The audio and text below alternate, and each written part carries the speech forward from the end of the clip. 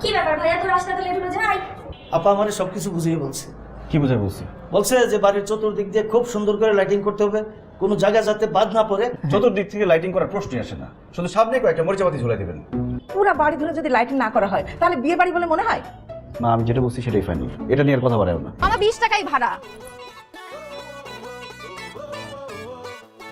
কি আর কি? এই এক্সকিউজ মি, আপনি আমার ছবি তুলছেন কেন? কি আপনি? এই সরেন, এই ক্যামেরা সরেন। কি আপনি? এই সামনে বিয়ে আপনার না, আপনার বিয়ার যত ছবি এবং যত ভিডিও সবকিছু করার দায়িত্ব এখন আমার বুক দিচ্ছে আপনার বোন দিয়া। আপনাকে দিয়া বুক করছে? কি এটা? My working proof portfolio? Yes yes. এরপর থেকে যা যা হবে সব আমি বাজেট করব, সেটাই ফাইনাল। দোলা ভাই, কি আপুকে দেখিস না চোখে? আমরা যেই আয়োজন করতে যাই ও এসে সব কিছু উল্টে দেয়। আমরা বড় করে করতে চাই, ভাইয়া এসে সব ছোট ছোট করে করবে। একটা মাত্র ভাই, বিয়ের আয়োজন ছোট করে করলে হয়? তোমার বিয়ের আয়োজন দেখে তো আমার ইচ্ছা করতেছে আরেকটা বিয়ে করে ফেলাই। কি বলো তুমি? তুই ওনাকে বুক করছিস? হ্যাঁ আপু। অনেক দূর থেকে জার্নি করে এসছো, হাত মুখ ধুয়ে নাস্তা শেষ। আম্মা, ওই বিয়ার খাওয়ার হিসাবটা শেষ করে তারপর খেতে বলবো, ভাইমের বউ ভাত শেষ করে তারপর ডায়েটে দেবো। শ্বশুর বাড়িতে এসে আমি এসব ডায়েট ফাইট করতে পারবো। ডায়েট করার কোনো প্রয়োজন নেই দুলা ভাই। আচ্ছা বলেন কি কি থাকতে পারে খাবারে? সাদির খাওন তো গরুর মাংস, মুরগির মাংস, কাচ্চির মাংস, কাচ্চি, রানী, সবজি, বুটের ডাল। শুধু গরুর কাচ্চি হবে, ব্যাস ঝামেলা শেষ। রোস্ট কিন্তু করতে হবে, নাহলে কিন্তু মান সম্মান থাকবে না। আচ্ছা ঠিক আছে, অল্প করে রোজ থাকবে। খাবার দাবারের কোনো ছাড়ই দেওয়া যাবে না, রোস্ট কাচ্চি পাক্কি সব হবে। আর টিকিয়া থাকবে না ভাইয়া? টিকা পিকা থাকবে না, টিকা খেলে ক্যান্সার হয়। খাবারের পর দই, জর্দা, ফিরনি এটা কিন্তু দিতে হবে। কম খরচ কোনটা? হ্যাঁ ব্যাগটা সেমই, মানে কাছাকাছি আর কি। আচ্ছা ঠিক আছে, জর্দা ধরেন।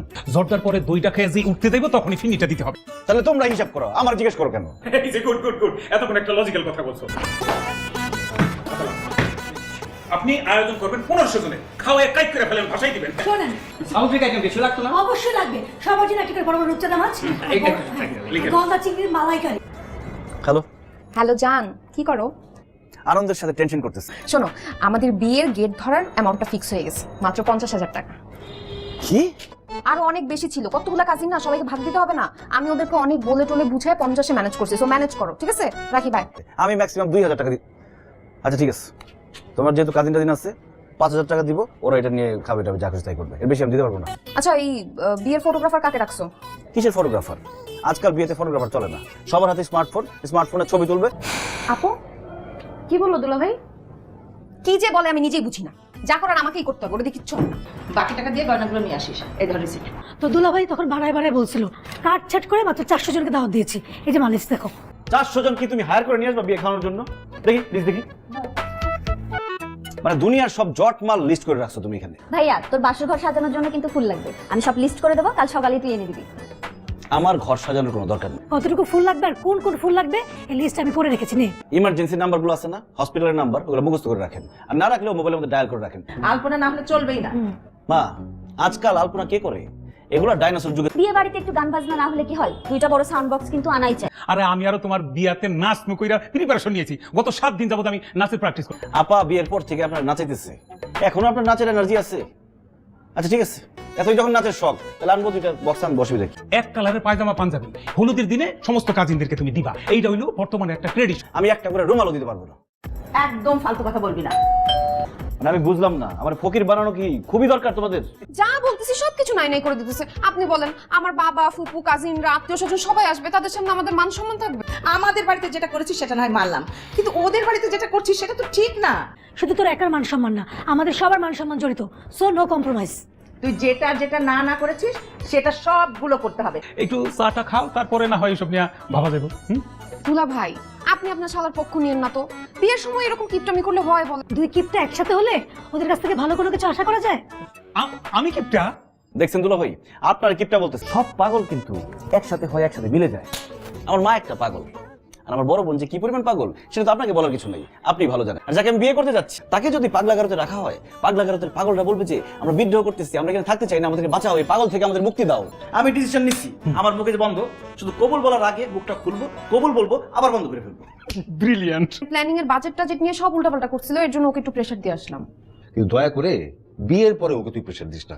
ভাইয়ার এই স্বভাবের জন্যই কিন্তু বাবা ভাইয়াকে পছন্দ করে, আর বাবাও একটু হিসেব করে চলতে বলেই আজকে আমরা এই পর্যন্ত আসতে পেরেছি। ওর কিপটামির কোনো লেভেল নাই, এর জন্য বাসায় গিয়ে সব সাইজ করে দিয়ে আসছি। আমি আমার অফিসে কোনো কারাপ্টেড পারসনকে রাখবো না। You are just fired. আমাকে এভাবে ফায়ার করবেন না স্যার। এই কাজটা করার আগে সেটা ভাবা উচিত ছিল। আসসালামু আলাইকুম। হ্যালো, হ্যালো, কই তুমি? বাসায়। আরে কি বলো, বাসায় আমার কাজ আছে না, আমি কাজ করতেছি। আরে ইম্পর্টেন্ট না হলে তোমাকে বলি। আরে দুদিন পর তো আমাদের বিয়ে, তখন তো সারাদিন দেখতে পারবা। এখন শুধু শুধু আমাকে ডেকে আনার মানেটা কি? তো অন্য কেউ নাই, তোমাকে সবকিছু করতে হবে কেন?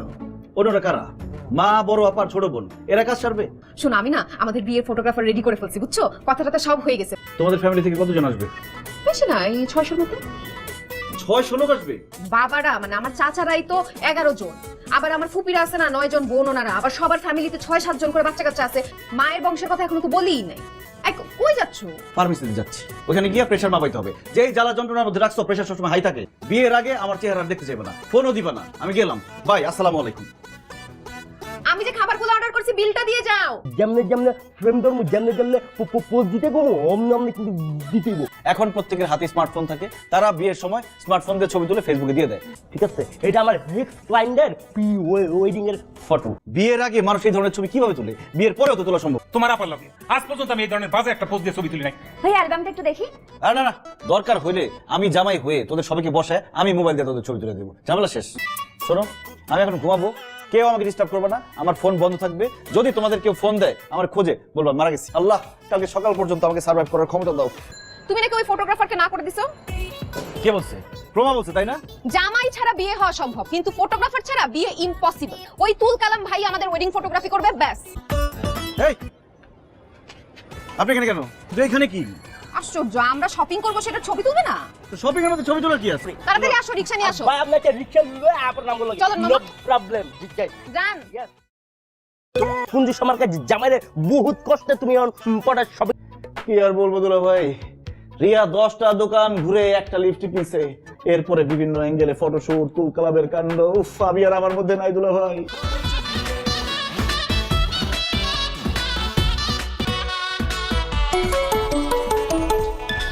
ছবি তুলে আমি আসতেছি।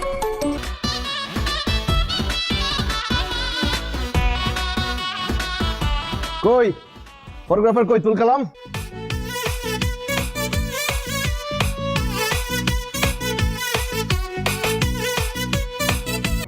কি হয়েছে? তুমি তো জানো না, আমার চাকরি চলে গেছিল। তারপর? জি স্যার। ঠিক আছে, সি ইউ নেক্সট উইক। আসসালামু আলাইকুম স্যার। আচ্ছা, সবাইকে জানাও নাই, আমাকে অ্যাটলিস্ট জানাতে পারতা। তুমি একটা ফ্যামিলি থেকে আরেকটা ফ্যামিলিতে আসবা, এর মধ্যে তোমাকে আরো টেনশন দিয়ে লাভ আছে? আমি ঠিক করছি, এরপর থেকে কোনো আলতু ফালতু খরচ করবো না, একদম মিতবাই হয়েছে। আমি আমার ভালোবাসার মানুষকেও পেয়ে গেলাম, আবার কম খরচে আমাদের বিয়েটাও হয়ে গেল।